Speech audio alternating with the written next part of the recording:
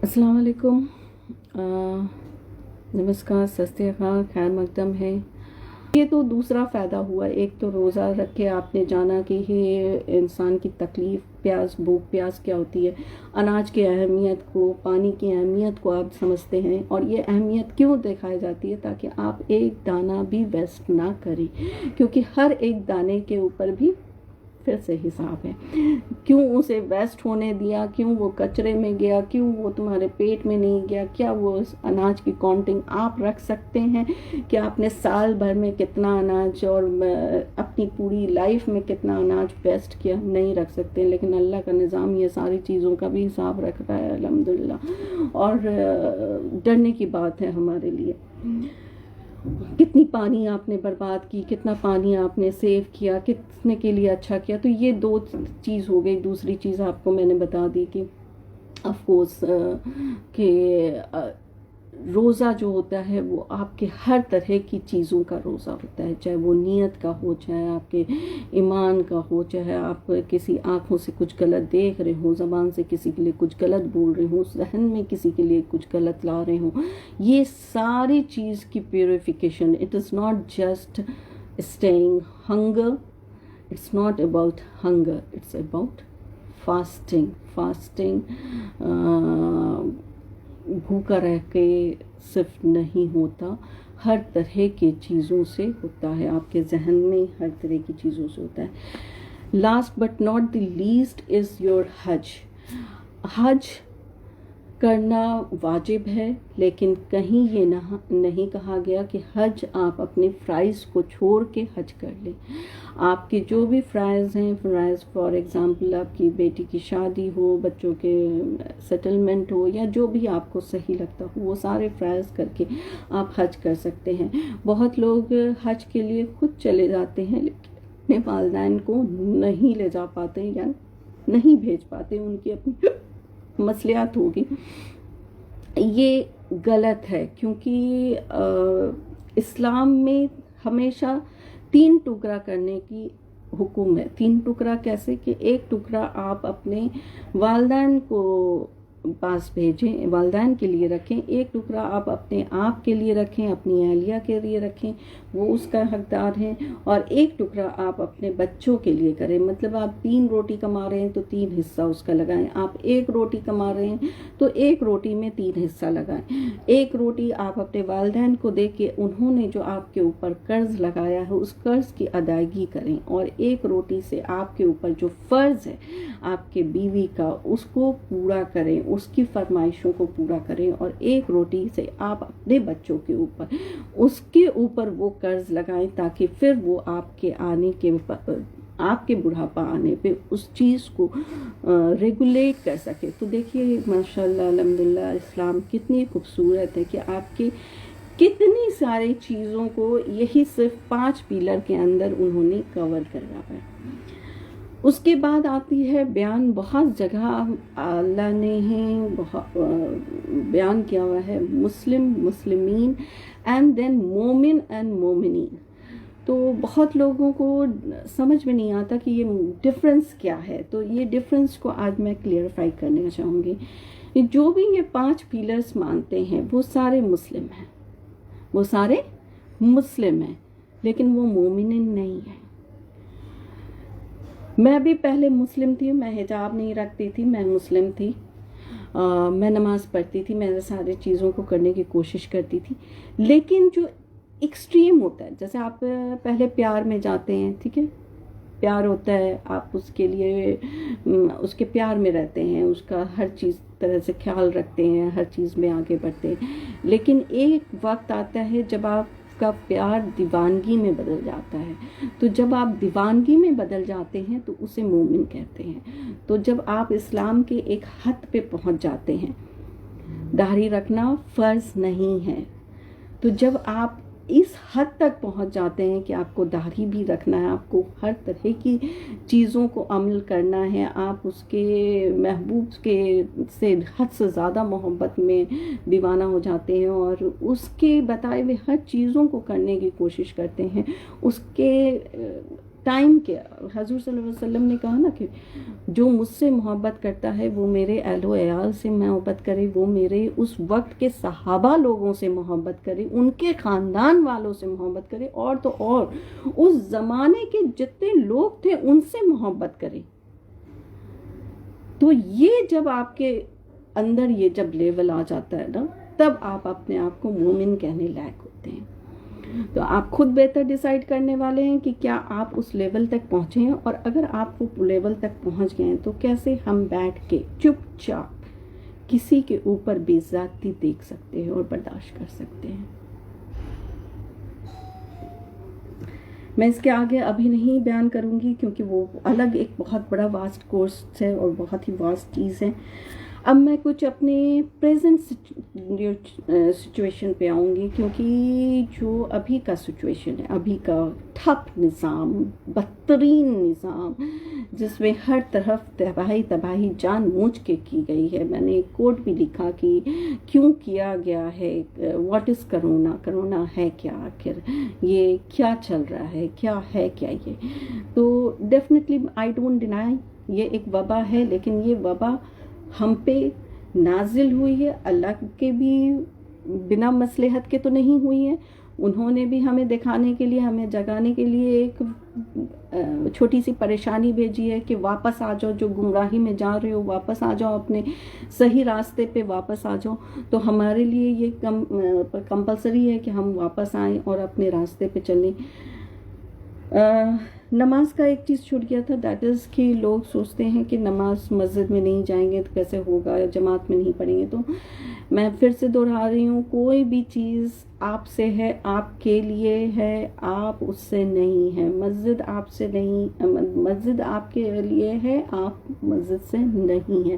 آپ نماز اپنے گھر میں جماعت سے پڑھیے، وہی آپ کے لیے بخشش کا یہ پڑھنے گا۔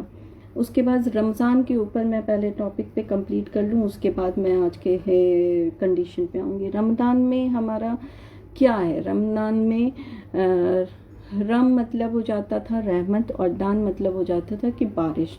تو رحمتوں کی بارش کا ایک مہینہ اللہ نے ہمیں ماشاءاللہ توفیق دیا۔ تو پہلے تو جب حضور صلی اللہ علیہ وسلم اللہ کی زیارت کے لیے گئے تو ہوا کہ سالوں بھر رکھنا ہے۔ پھر انہوں نے التجا کی دوسرے پیغمبروں کے سجیشن پہ، تو انہوں نے پھر 6 مہینہ ہوا، پھر 3 مہینہ ہوا، پھر لاسٹ میں 1 مہینہ ہوا۔ جب 1 مہینہ ہوا تو ہمارے رسول پاک نے کہا کہ بے شک میرے امتی اتنا تو رکھ ہی لیں گے، تو میں اب خدا کی بارگاہ میں جا کے اسے کم کرنے کے لیے نہیں کہوں گا۔ اور ماشاءاللہ ہمارے سال بھر کے روزے کو کاٹ کے 1 مہینہ کا کر دیا گیا۔ لیکن کیا یہ روزہ صرف آپ کو 1 مہینہ آ کے جگا کے پھر سو جانے کے لیے ہے؟ بے شک نہیں، یہ آپ کو ریوائز کرنے کے لیے، it is time to revise, not to forget. Means اسے رمضان کو بتانے کے بعد اسے فارگیٹ کرنے کے لیے نہیں ہے، یہ ریویژن پیریڈ ہے۔ آپ نے جو سال بھر کر رہے ہیں اس کو ریوائز کر کے اور اس میں پختہ ہوئیے، پھر یہ سال بھر تک کنٹینیو کیجئے جب تک نیکسٹ رمضان نہیں آ جاتا۔ رمضان کو 3 حصوں میں بانٹا گیا تھا۔ پہلا جو حصہ ہوتا ہے وہ رحمتوں کا ہوتا ہے، دوسرا حصہ مغفرت کا ہوتا ہے، تیسرا حصہ نجات کا ہوتا ہے۔ اس نجات کے حصے میں ایک دن آتا ہے جسے ہم لیلۃ القدر کہتے ہیں۔ لیلۃ القدر کسی بھی 5 تاریخ کے بیچ میں آتا ہے، جیسے 21 ہوا، 23 ہوا، 25 ہوا، 27 ہوا اور 29 ہوا۔ یہ جتنے بھی آڈ 5 دن ہیں اس کے بیچ میں کسی بھی دن آ سکتا ہے۔ اس لیے کہا جاتا ہے کہ کوشش کرو کہ ان 5 روزوں میں 5 روز میں تم کافی رات بھر جاگ کے اپنی بخشائش کے لیے اپنا جتنا بھی پڑھ سکتے ہیں، نفل نماز یہ سب پڑھیں، اور زیادہ سے زیادہ اپنی بخشائش کی کوشش کریں اور نجات پانے کی کوشش کریں، کیونکہ یہ ایک دن کا روزہ، اس ایک دن کی تلاوت اس ایک دن کی 70,000 مہینوں سے بہتر ہوتی ہے۔ تو میں اس پہ بھی ایک تھوڑی سی روشنی ڈالنا چاہتی ہوں، خاص طور کے جو گلف کنٹری سے دور ہیں، جو جیسے انڈیا ہو گیا، پاکستان ہو گیا یا بنگلہ دیش ہو گیا، یا جو بھی ہم لوگ سعودی کے نیکسٹ ڈے کے حساب سے چلتے ہیں. میں اس میں ایک ٹائم زون کے اوپر ایک جغرافیکل بات کرنا چاہتی ہوں، بیکاز کیا ہوتا ہے کہ ہم لوگ رمضان کو سعودی کے نیکسٹ ڈے شروع کرتے ہیں، جبکہ سعودی اور ہمارے ٹائم زون میں مشکل سے 4 گھنٹے کی ڈفرینس ہے. اف یو کیلکولیٹ پاکستان کا ایریا یا ادھر کا ایریا، جو 4 گھنٹے کے بیچ میں مون کی سیٹ ڈفرینس نہیں ہو سکتی. میں یہ نہیں کہتی کہ ہم لوگ غلط کر رہے ہیں، بٹ کوشش کریں خاص طور سے اس لیلۃ القدر کو نہ مس کرنے کے لیے آپ یہ پورے ہی 10 دن کو انکلوڈ کریں، کیونکہ اللہ بہتر جانتا ہے کہ اس 10 دن کے اندر وہ 5 دن کون سے ہیں، اور وہ 5 دن کے اندر وہ 1 دن کون سا ہے.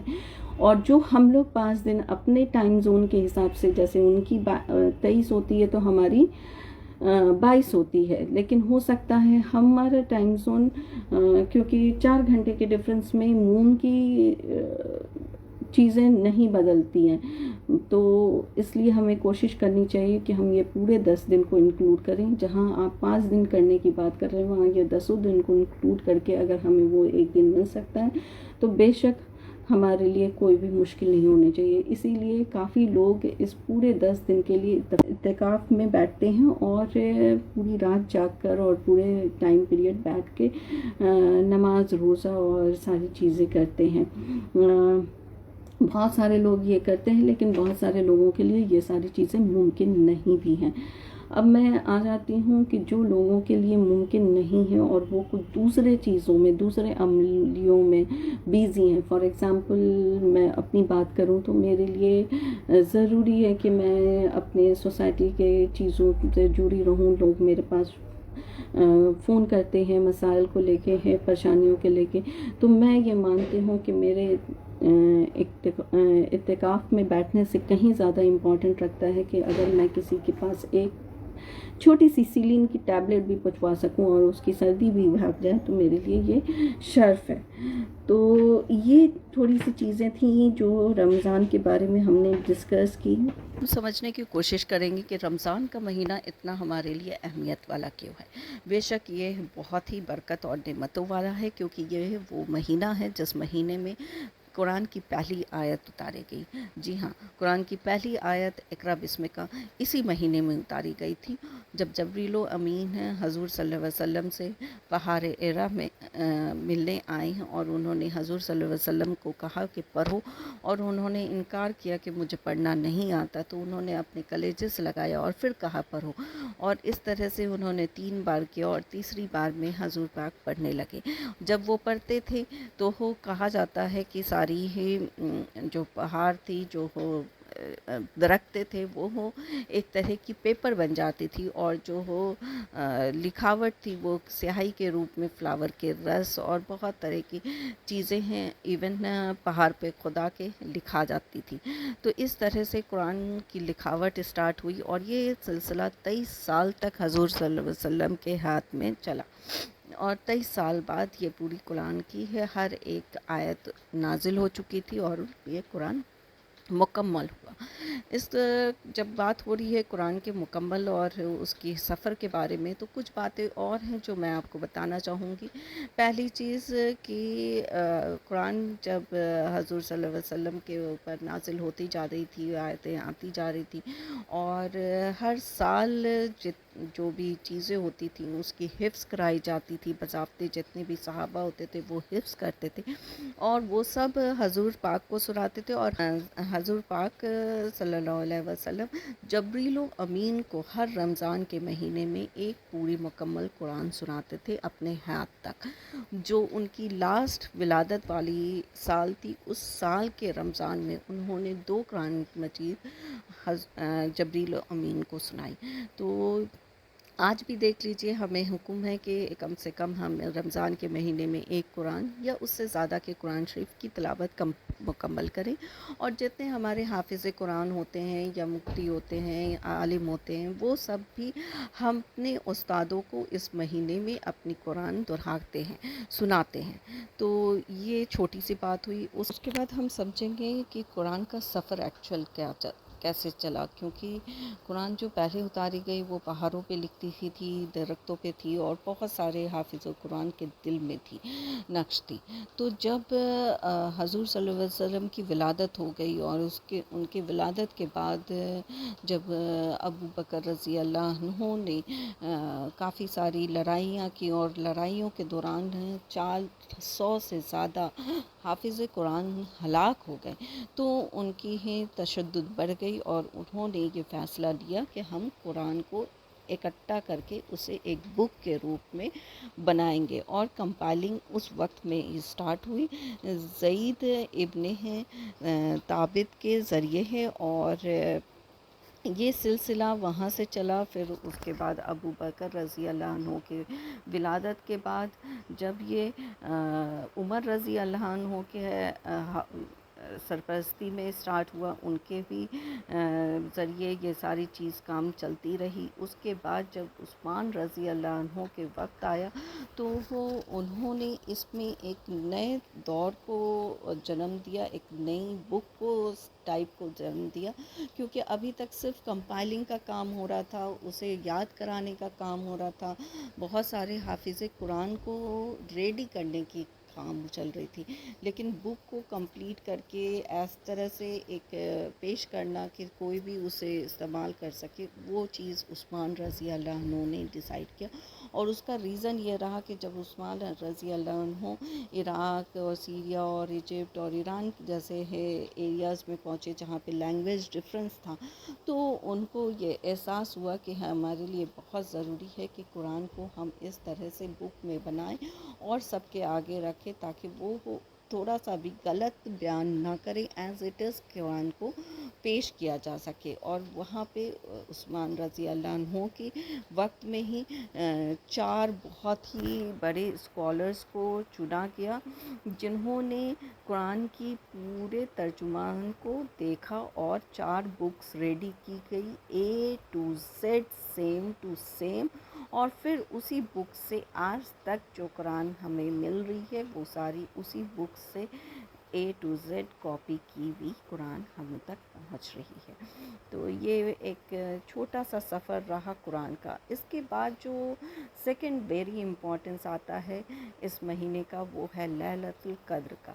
अब लैलतुल क़द्र ये वही दिन है जिस दिन कुरान की पहली आयत रात में गारे हिरा में उतारी गई थी। जी हाँ, गारे हिरा में उतारी गई कुरान रमज़ान के महीने में, और जिस दिन में उतारी गई वो था लैलतुल क़द्र। इसलिए लैलतुल क़द्र को इतना इम्पोर्टेंस दिया जाता है, और उस दिन कहा जाता है कि आप जो भी चीज़ करते हैं वो हज़ारों तिलावतों के बराबर होता है। इसलिए उस रात को, क्योंकि रात के वक्त में उतारी गई थी, तो उस रात को काफ़ी ज़्यादा पढ़ने और जागने के लिए कहा जाता है।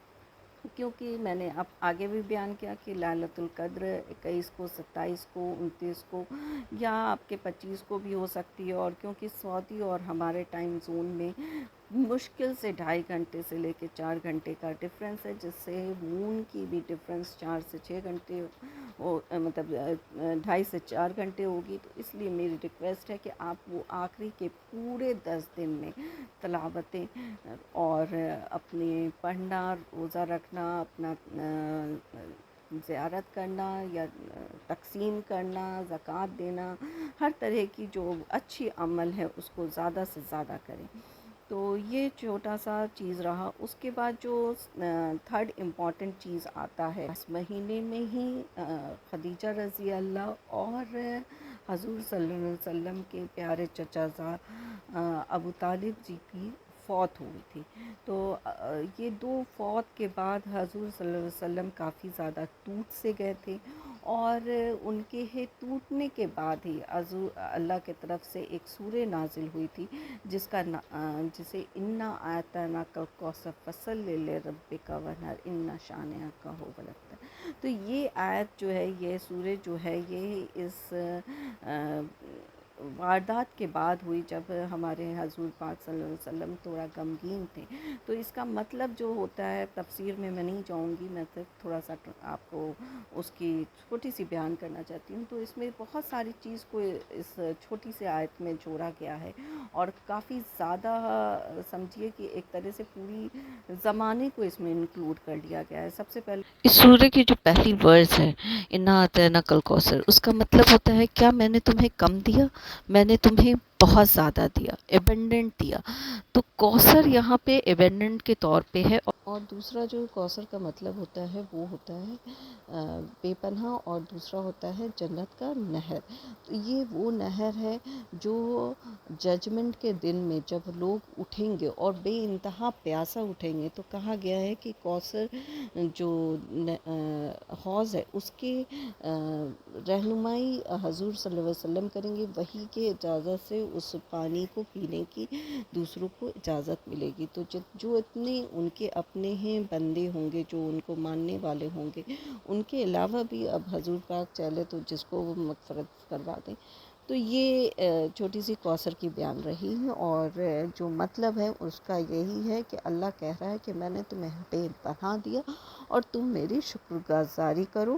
اس کے بعد جو سیکنڈ رکوع میں فصلی لربک ونحر، یعنی تم میری پروردگاری کرو، میرے لیے نماز پڑھو، میرے لیے قرآن پڑھو، میری شکر گزاری کرو اور قربانی دو. پھر ان شانئک ھو الابتر، یعنی بے شک تم دشمنوں کے اچھا یہاں پہ میں ایک اور چیز بتا دوں کہ جیسے کہ آپ کو پتہ ہے کہ خدیجہ رضی اللہ عنہ سے حضور صلی اللہ علیہ وسلم پاک کو 6 بچے ہوئے تھے، جس میں سے 4 بیٹیاں اور 2 بیٹے. 2 بیٹے میں ایک قاسم اور دوسرے عبداللہ تھے.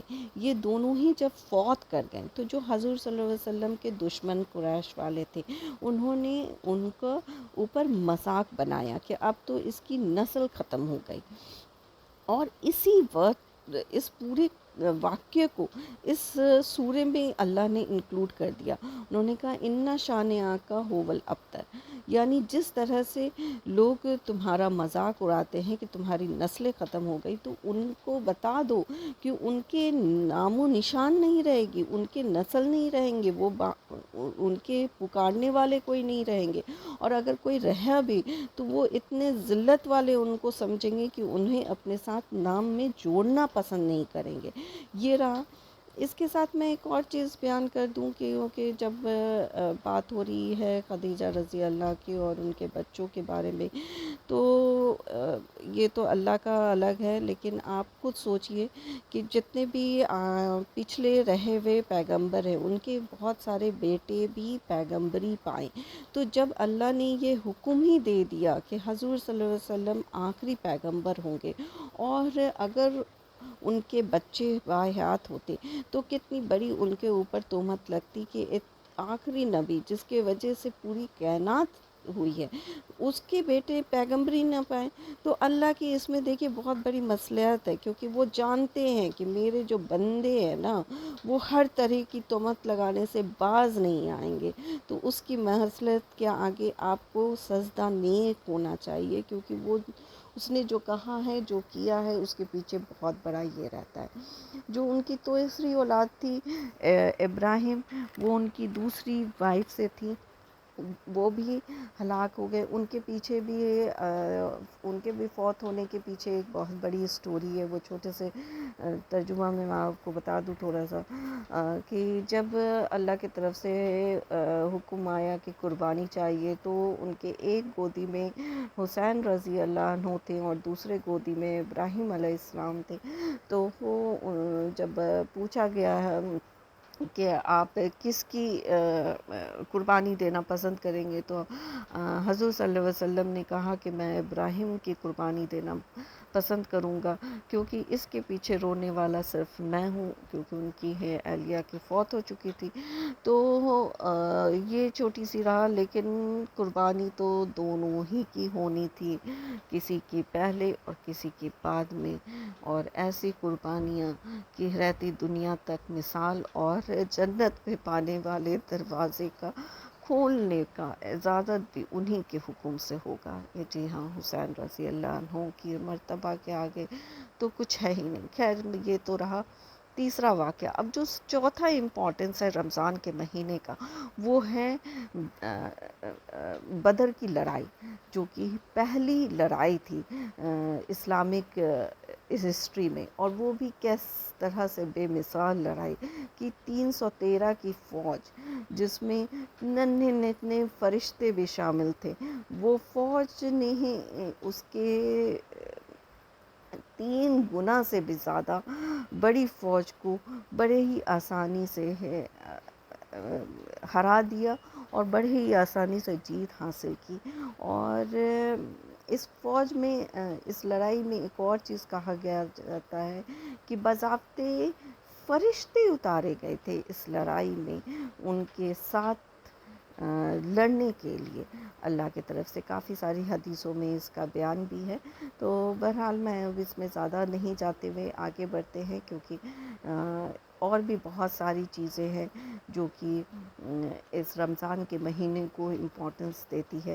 اس میں سے ایک بدر کی لڑائی ہوئی، اس کے بعد بھی اور بھی بہت ساری لڑائیاں اس مہینے میں لڑی گئی ہیں، جس میں سے سب سے بڑا امپورٹنٹ تو فتح مکہ، جو بدر کی لڑائی 6 سال بعد ہمیں جیت حاصل ہوئی اور جس کا نام فتح مکہ رکھا گیا، اور جس میں ابو سفیان جسے چھوٹے چھوٹے بچوں نے ہلاک کیا، وہ اپنے آپ میں ایک مثال ہے. اس کے بعد پھر سے ٹسٹ کی ہے، اس کے بعد تابوک کی ہے، اس کے بعد رودس کی ہے، پھر ترک بن زید کی ہے جنہوں نے اسپینش فتح کیا تھا، ایسکلون کی ہے جنہوں نے جیروسلم کے کنگڈم کو ڈیفیٹ کیا تھا.